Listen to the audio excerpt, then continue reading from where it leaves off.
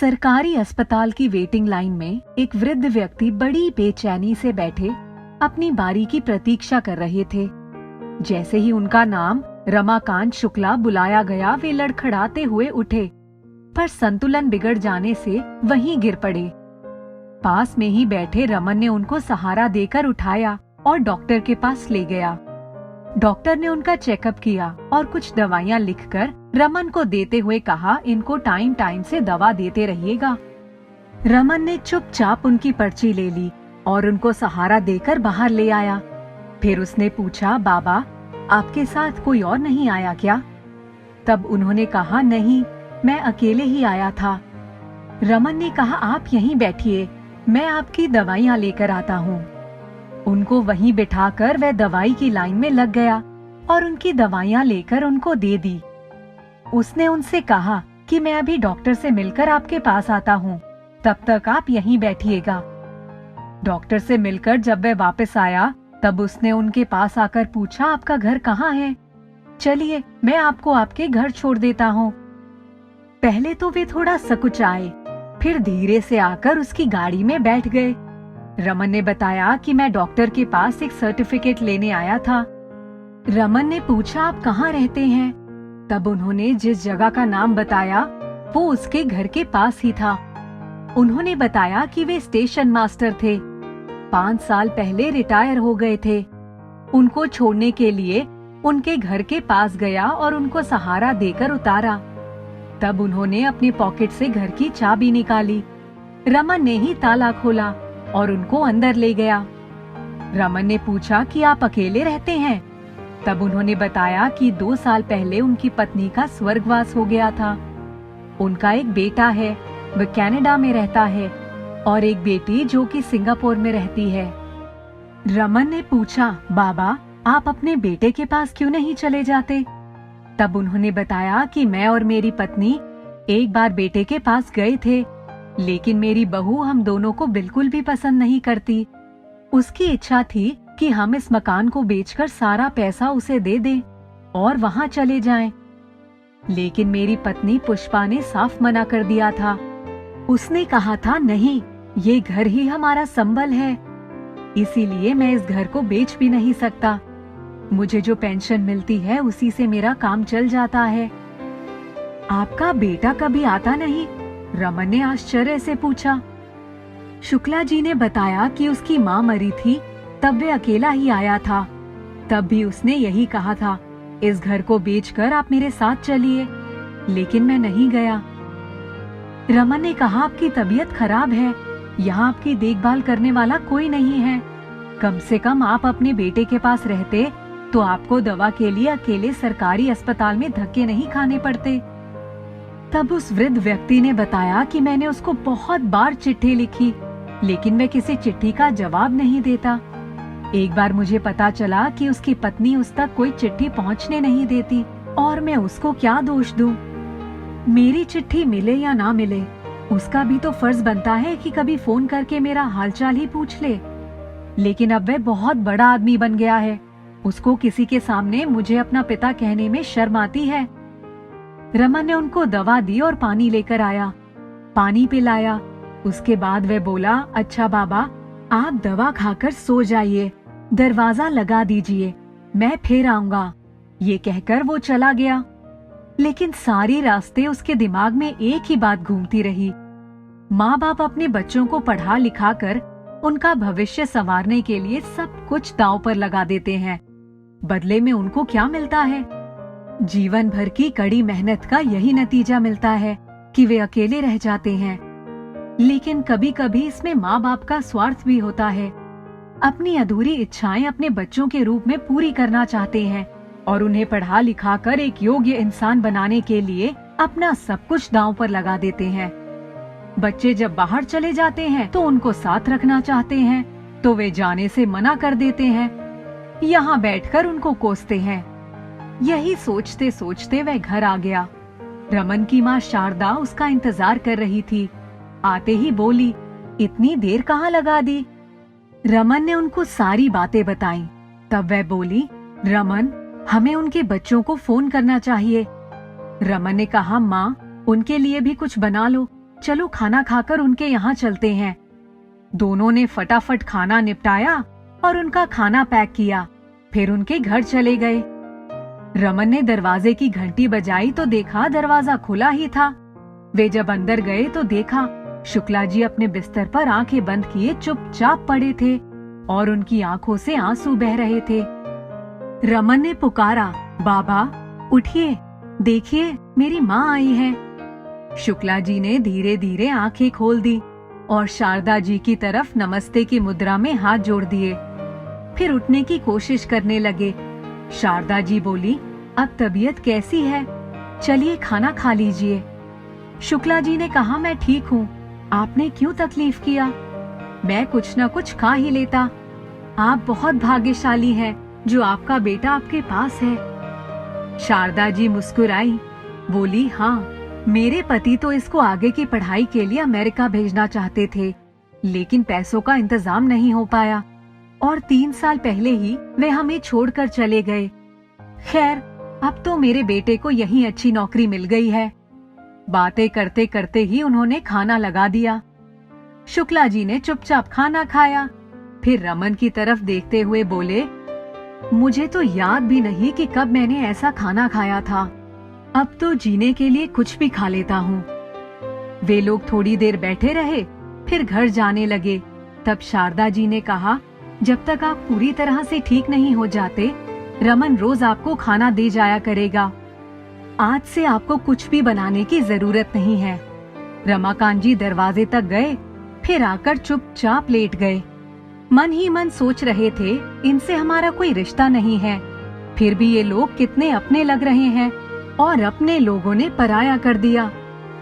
पुष्पा कहती थी, हमारे मरने के बाद तो सब कुछ इनका ही होगा, फिर हमें क्यों चैन से नहीं जीने देते। एक ही हफ्ते में रमाकांत जी ठीक हो गए। फिर उन्होंने रमन से कहा, बेटा, तुम लोगों की देखभाल की वजह से अब मैं ठीक हो गया हूँ। अब खाना बना सकता हूँ। कल से सुबह पार्क में टहलने भी जा रहा हूँ। अब रहने दो, तुम लोगों ने बहुत संभाला, लेकिन मिलना नहीं छोड़ना बेटा। रमन घर चला गया। दूसरे दिन जब शुक्ला जी टहलने गए तो शारदा जी भी मिल गई। थोड़ी देर दोनों लोग साथ साथ टहलते रहे, फिर जाकर बेंच पर बैठ गए। वहाँ उन लोगों ने बहुत सारी बातें की। अब तो रोज ही दोनों लोग मिलते और आधे घंटे टहलते, फिर बैठकर बातें करते। इस बात को 1 साल बीत गए। दोनों परिवारों में काफी घनिष्ठता हो गई थी। रमन को भी किसी सलाह की जरूरत होती तो वह भागा भागा शुक्ला जी के पास ही जाता। रमन अपनी माँ को खुश देखकर थोड़ा निश्चिंत हो गया था। एक दिन वह शुक्ला जी के यहाँ गया और बोला, बाबा, कल रात का खाना हमारे घर पर खाइएगा। शुक्ला जी दूसरे दिन मिठाई का डब्बा लेकर पहुँच गए।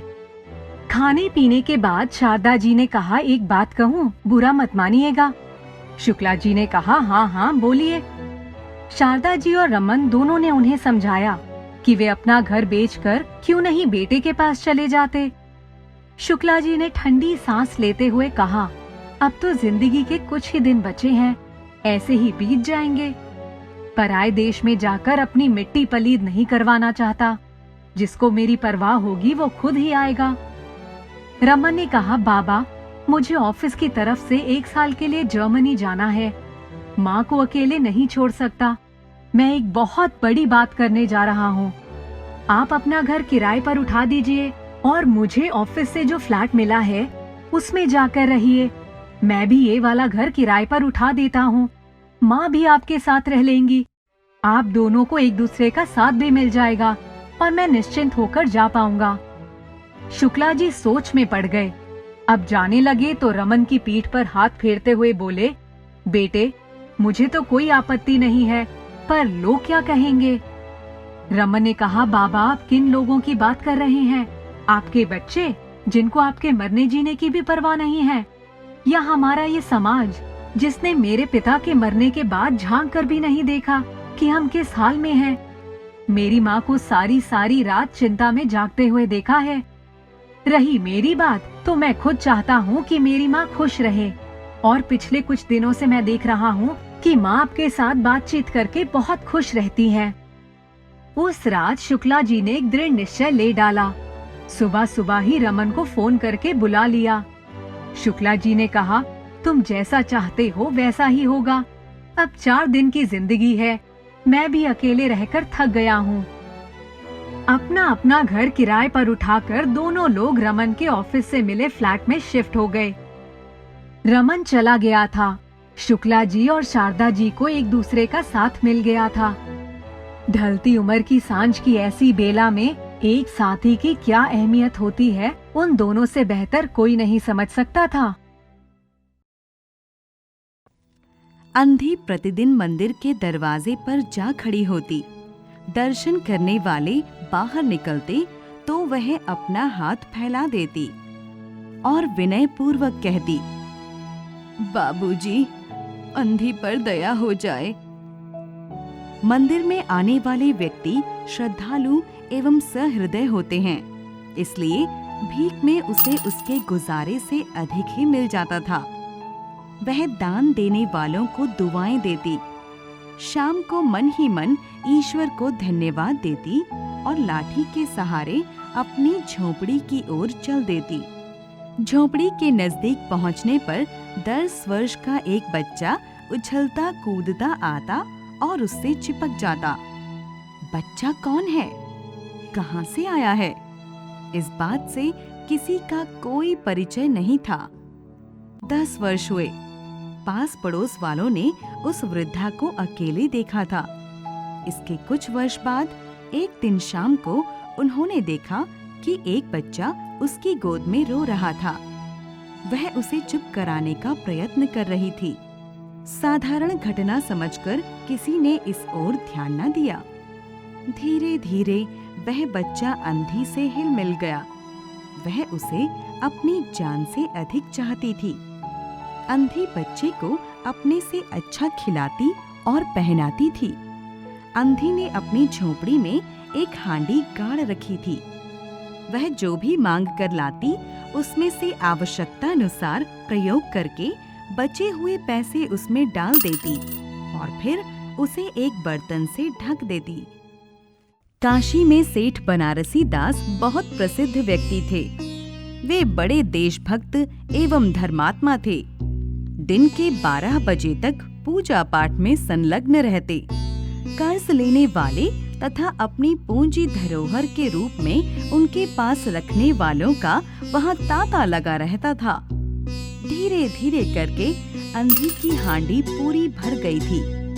वह उस हांडी को अपने आंचल में छिपाकर सेठ जी के पास धरोहर के रूप में रखवाने के लिए जा पहुंची। सेठ जी ने पूछा, बुढ़िया, क्या है? अंधी ने कहा, भीख मांग मांग कर मैंने अपने बच्चे के लिए 4 पैसे जमा किए हैं। अपने पास इन्हें रखने से डरती हूँ। कृपया आप इन्हें अपने पास रख लें। सेठ जी ने मुनीम जी से कहा, इसके नाम जमा कर दो। मुनीम ने उसका नाम पता पूछकर लिख लिया। बुढ़िया आशीर्वाद देती हुई चली गई। 2 वर्ष आराम से बीते। अचानक एक दिन लड़के को ज्वर ने आ घेरा।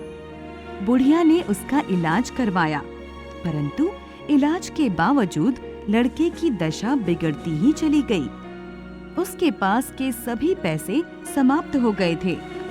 बुढ़िया गिरती पड़ती सेठ जी के पास गई और अपनी पूंजी में से उसने 5-10 रुपए मांगे। सेठ जी ने कठोर स्वर में कहा, कैसी पूंजी? मेरे पास तुम्हारा कुछ नहीं है। वह बोली, अभी 2 वर्ष पूर्व मैंने आपके पास जमा करवाई थी। सेठ जी ने मुनीम को आंख से धूर्तता पूर्वक इशारा करके कहा, मुनीम जी, जरा देखना, इसके नाम कोई जमा पूंजी है? बुढ़िया को आशा बंधी। वह सोचने लगी कि ऐसा धर्मी व्यक्ति झूठ नहीं बोल सकता। इनके पास इतने व्यक्ति आते हैं, शायद भूल गए हैं। मुनीम ने कुछ उलट पुलट कर देखने का अभिनय किया, फिर बोला, नहीं तो इसके नाम पर कुछ भी नहीं है। बुढ़िया वहीं बैठी रही, रो रो कर दुहाई दी, धर्म के नाम कुछ दान भी देने की विनती की। सेठ जी ने डांटते हुए कहा, जाती है या नौकर को बुलाऊं? बुढ़िया लाठी टेक कर खड़ी हो गई और सेठ जी की तरफ देखती हुई बोली, ईश्वर तुम्हें बहुत दे। यह आशीर्वाद ना होकर एक दुखी आत्मा का श्राप था। उचित दवा दारू के अभाव में बच्चे की दशा दिन प्रतिदिन बिगड़ती चली गई। सेठ जी पर उसे रह रह कर क्रोध आता था। इतना बड़ा आदमी 2-4 रुपए दे देता तो क्या था। बच्चे का शरीर ज्वर के कारण तप रहा था और अंधी का कलेजा भी जल रहा था। वह बच्चे को गोदी में उठाकर सेठ जी की कोठी के बाहर जा बैठी। सेठ जी के नौकर ने उसे भगाना चाहा। नौकर सभी प्रयत्न करके हार गया, पर अंधी टस से मस न हुई। अंत में सेठ जी स्वयं बाहर पधारे। बच्चे को देखकर उन्हें बहुत आश्चर्य हुआ। उसकी शक्ल उनके पुत्र मोहन से बहुत मिलती जुलती थी। 7 वर्ष पहले वह एक मेले में खो गया था। उन्हें याद हो आया कि मोहन की जांघ पर एक लाल रंग का निशान था। उन्होंने झट से अंधी के बच्चे का पांव देखा। वहां पर चिन्ह अवश्य था, किंतु पहले से कुछ बड़ा था। उन्हें विश्वास हो गया कि बच्चा उन्हीं का है। उन्होंने उसे छीनकर कलेजे से लगा लिया। बच्चे का शरीर ज्वर से तप रहा था। नौकर को उन्होंने डॉक्टर लाने के लिए भेजा और स्वयं मकान के अंदर चल दिए। अंधी खड़ी होकर चिल्लाने लगी, मेरे रुपए तो हजम कर लिए, अब मेरे बच्चे को न ले जाओ।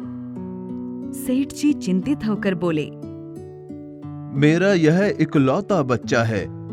7 वर्ष पूर्व खो गया था, अब मिला है। अब इसे ना जाने दूंगा।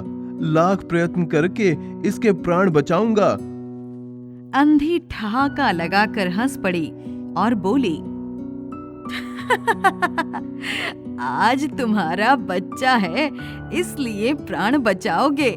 मैंने इसे खून पसीना एक करके पाला है, इसे अपने हाथ से नहीं जाने दूंगी। यह कहकर अंधी जोर जोर से रोने लगी। वह बार बार विनती कर रही थी कि उसका बच्चा उसे लौटा दिया जाए, किंतु सभी व्यर्थ रहा। अंत में अंधी विवश होकर अपनी झोपड़ी की ओर चल दी। दूसरे दिन ईश्वर की कृपा या दवा के असर से बच्चे का ज्वर उतर गया। बच्चे ने माँ को याद किया। सेठानी को देखकर बच्चे ने मुंह फेर लिया।